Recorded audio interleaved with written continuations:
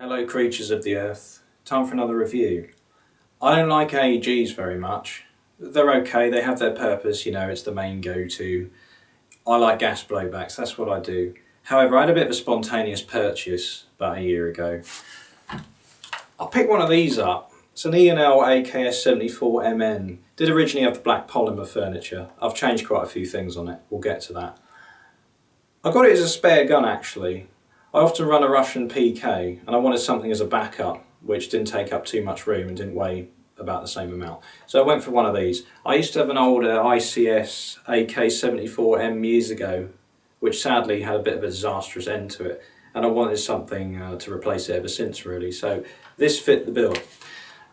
The reason this is actually really cool is this is what's called the E&L Essential line, so it's a bit cheaper than their usual line. It's also cheaper than like LCT. I paid about 300 quid for this, and I'd say right now, before I even get to the conclusion at the end, this is definitely worth the money for 300 quid. There's a lot of cool features on this, which you don't really see on guns of this price point all that often. You're getting a lot for the money, in other words. There's nothing revolutionary about it in terms of it's just an AEG AK like most of the others, but for the price point, there's a lot more involved in terms of what you're actually getting, the quality of construction, a couple of the features and things like that. I've had this thing about a year now, I've used it several times. However, the box is long gone, but I can tell you what comes in it. Cleaning rod, from what I remember, manual, E&L's catalogue, and a nice little green oil bottle, which is actually useful. You can put BBs in it. Comes with a standard mid cap. I'm using Cyma ones because I like them more, they're better in my opinion. So I've got a whole bunch of those that I run that I did have to modify slightly to actually work with this one.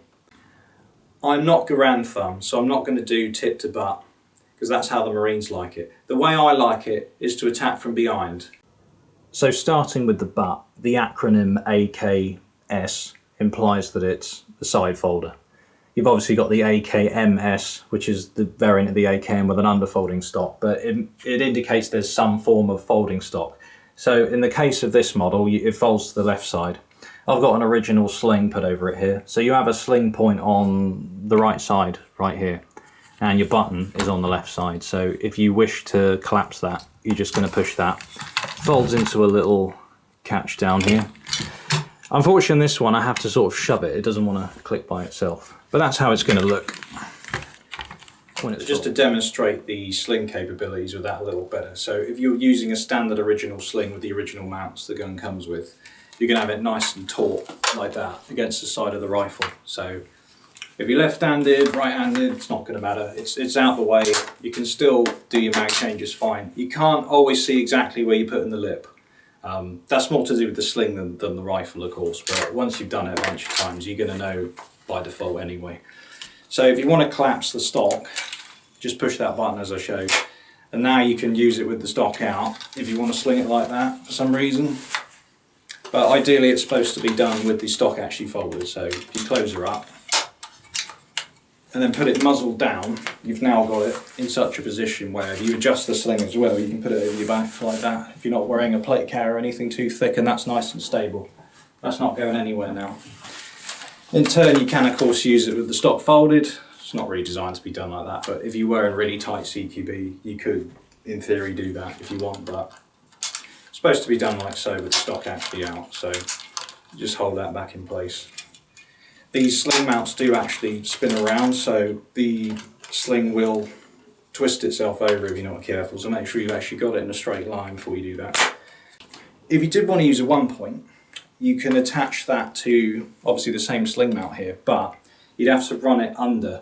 It's going to have a tendency to want to flip over, but because the magazine is long enough against your gear, that's going to stop the gun flipping.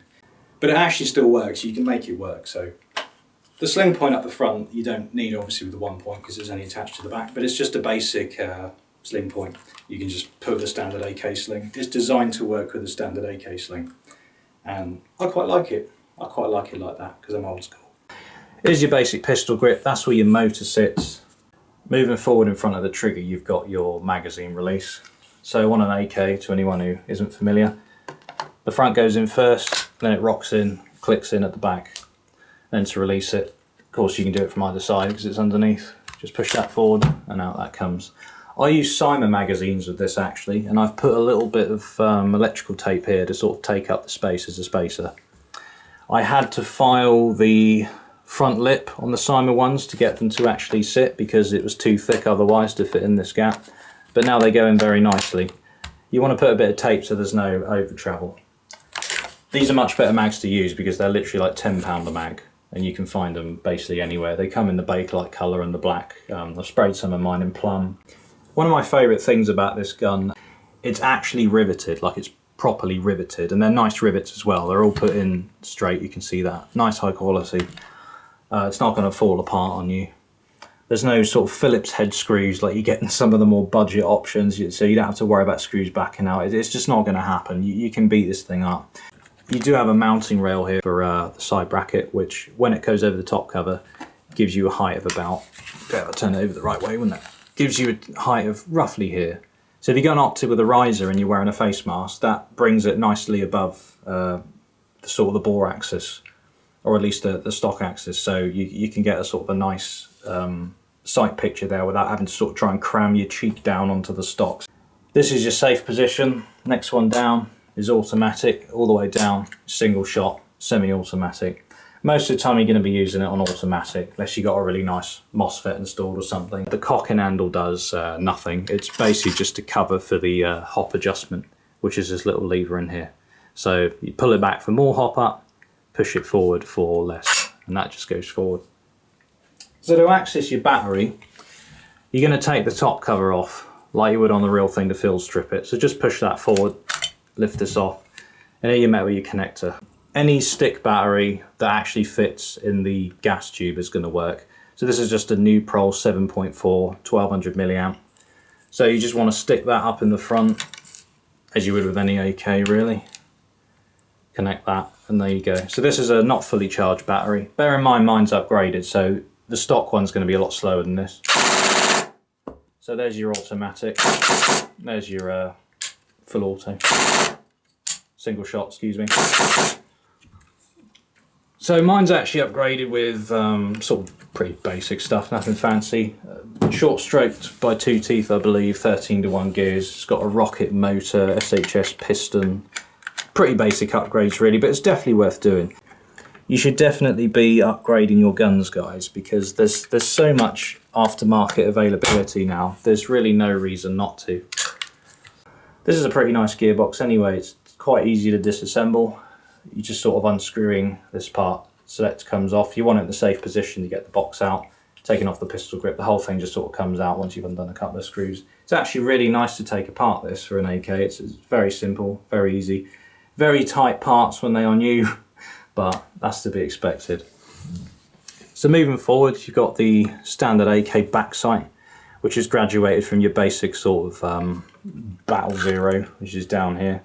The Battle Zero for an AK74, I think it's something like 200 meters, so that's usually where I have it. Hence you've got the little sort of lowered bit there for your basic back sight. In Airsoft, kind of irrelevant. This is the lever to release your gas tube, which on mine is like really tight, but you can do that if you wish, and that just comes off. It doesn't serve any purpose. So the furniture on here is wood. This is actually taken from a GHK. I had to modify it, I just Dremeled it all out so it would fit. Normally it comes with the polymer furniture.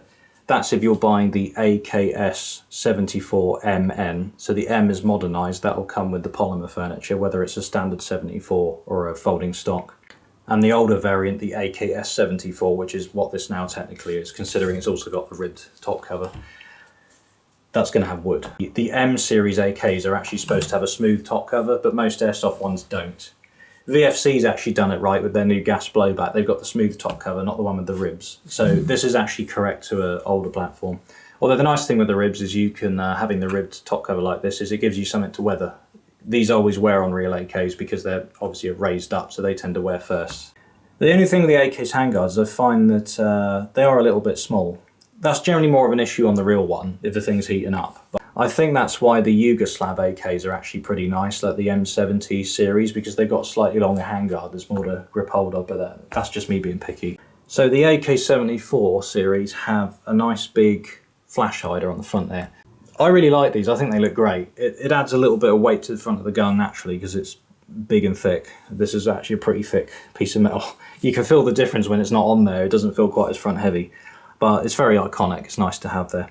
Something to bear in mind though is this has got larger threads than a standard like AKM. So the AKM has got, at least the Airsoft ones, they've got 14mm counterclockwise usually threads. This I believe is a 22. It's definitely a lot bigger. So if you want to change your aftermarket to an aftermarket muzzle brake, you are going to need to bear in mind that this is a lot larger than the standard 14mm. They need a specific size thread to actually put anything on there, unless you can get an adapter. Underneath you've got a cleaning rod, which is just there for cosmetics, doesn't really serve any purpose. On top you got your front sight. You can adjust that for elevation only. I run 0.3s in this, so it shoots very well. It's got a Prometheus rubber. I've left the standard in a barrel in there. So I did actually adjust this because I'm just super anal. I like everything to be as good as it can be. You've got no windage on the back sight. Of course, you've only got elevation, but you can adjust this for elevation as well. Your sight picture is the same as any other AK. It's just your basic back sight and your somewhat protected front sight that isn't hooded, unless you've got one of the Chinese Type 56 models, and then you get a nice hooded front sight. But those are rare as rocking horse crap in Airsoft. You don't really see them. I'll throw this little segment in for anybody that's interested in doing historic loadouts, which is something I really love. This may influence your decision ever so slightly on which AK to get, because depending on the time period that you're trying to reenact, if you're doing like sort of 1960s Soviet or East German or anything like that, obviously you're going to want to lean towards an AKM, which is the rifle you see at the top. If you're doing Soviet-Afghan war or anything up to the modern day war in Ukraine really, you're going to see the AK74 sort of being more ubiquitous. So in the real world, the main difference is the calibers. That's the main difference. So the AKM is in 7.62 by 39 and the AK74 is in 5.45 by 39. So it's a smaller, lighter caliber in the 74. Other than that, it's mostly cosmetic differences. So generally speaking, the AKM is going to have a steel mag. The original one will have a steel mag. You can get Magpul style magazines and polymer mags, and the Bakelite mags came out in sort of the later Cold War period. The AK74 always had like Bakelite mags right from the start. There are steel mags available, but you don't tend to see them as much. Up the front is a little different. The AK74's got a 90-degree gas block, you see up here, versus the 45-degree gas block on the AK. And obviously there's a nice big flash hider / muzzle brake on the AK74, and the AKM just has a slanted one. The magazines being curved differently is the main thing that people will notice. In terms of Airsoft, you can use AK74 mags and AKMs and vice versa. They're the same. In reality, they're not. As far as Airsoft goes, that's the main difference, what you're seeing here. They're just slightly cosmetic differences. So depending on the time period and loadout you're going for, just do your research and make sure you got the right variant of AK. That now brings us up to pros and cons. Pros. Very solid construction for the price point, absolutely. I've thrown this thing around, I've thrown it over logs, I've bashed it into trees, I've almost bashed it into people. Try not to do that. I've dropped it halfway down a hill. Actually, that wasn't me, that was someone I lent it to, but they're forgiven. It's fine. It's barely got a mark on it. Look at that, barely got a mark on it. After all that hideous abuse. If you want an AK that you can just beat around, not have to worry about it, this is definitely the one to go for, especially if you're on a somewhat of a budget. I mean, £300 is pretty cheap, in my opinion, especially for what you're getting. It looks absolutely great. I mean, look at it. Especially if you sort of buff it up a little bit, and because it does have that blued steel finish, it will take very well to a bit of steel wool. Like if you, like I showed you, if you go for the high points here where there's a bit of wear, like it would on the real thing. Just look at pictures of the real thing, GoPro videos from Ukraine, stuff like that. You can sort of see how the things wear when they're in heavy use, so that'll make it look really nice. Being a blue finish, it is a bit more susceptible to corrosion, so what I recommend is to rub it down with oil. Silicone oil is a good thing to do. You can get the sprays. It's much cheaper to get it in bottled form on like eBay and stuff like that. Put a bit of that on a cloth and just make sure you wipe it down, or just use a spray. I barely ever have this thing rust. I've used this in the rain. I've dragged it through dirt. This has got pretty dirty at some points. In fact, there's still plenty of dirt inside the stock, which I'm not bothered to clean out.